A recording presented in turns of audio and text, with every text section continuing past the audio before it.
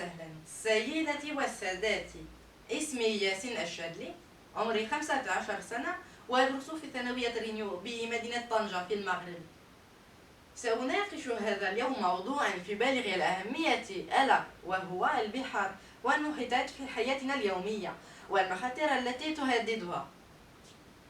Bonjour très chers membres du jury. Je m'appelle Yacine Chadli, j'ai 15 ans et je suis scolarisée actuellement au lycée Regnault à Tanger.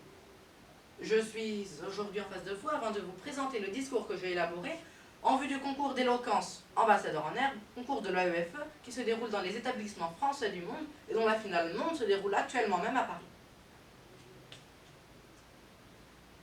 Vous m'appelez tantôt Méditerranée, Atlantique ou encore Océan Indien, mais moi, je suis un. Et mon nom est Océan. Pour certains d'entre vous, je suis seulement une certaine quantité d'eau stérile. Mais je suis en réalité bien plus que cela. Je vous ai vu à l'état d'amibe, première forme de vie, il y a de cela 4 milliards d'années. Et ai suivi votre évolution, tel un parent aimant, bienveillant, jusqu'aujourd'hui. J'ai en mon sein des milliards d'espèces vivantes différentes, du petit plancton à l'immense baleine bleue, et certaines de toutes ces espèces vous nourrissent. J'ai porté sur mes os les embarcations d'illustres découvreurs, des premiers hommes préhistoriques qui, grâce à leurs radeaux, se sont implantés sur tous les continents de la planète, jusque Thomas Cook, Bougainville ou encore Christophe Colomb.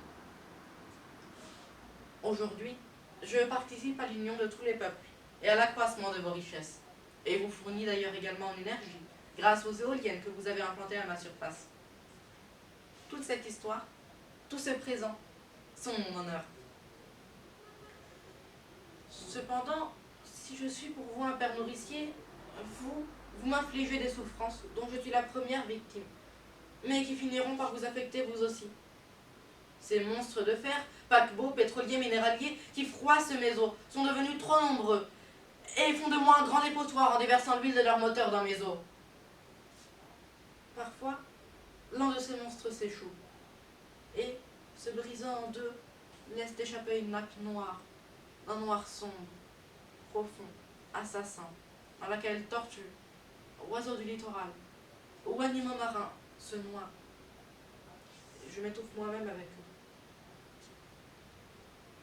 Et alors, quand je pense à tous ceux d'entre vous qui, sur ces bateaux de croisière toujours plus lourds et polluants, s'amusent, dansent, profitent de toutes les distractions possibles et imaginables, j'ai le cruel sentiment qu'ils dansent sur ma mort et celle de toute la biodiversité que j'abrite.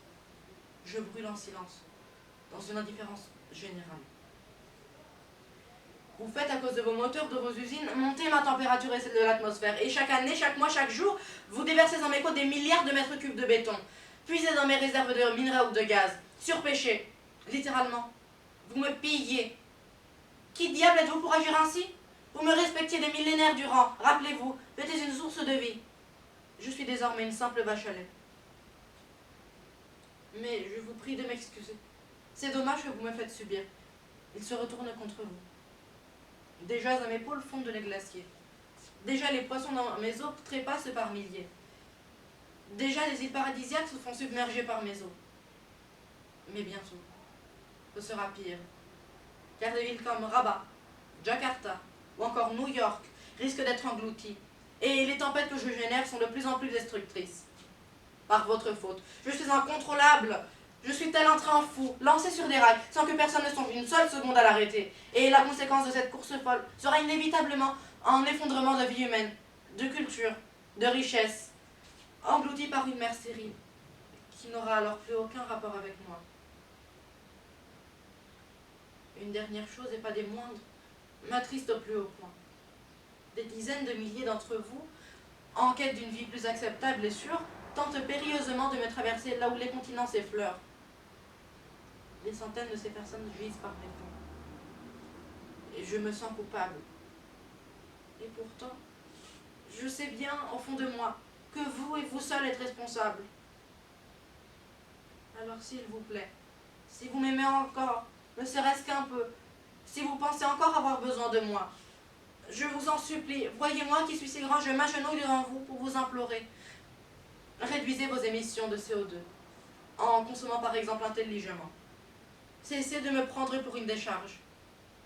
Et faites en sorte que personne, oui je dis bien personne, n'entreprenne de traverser de fortune, courant ainsi le risque de la mort et faisant de moi un cimetière. Je vous en serai éternellement reconnaissant. Ceci est un cri d'alerte. Ma vie est la vôtre.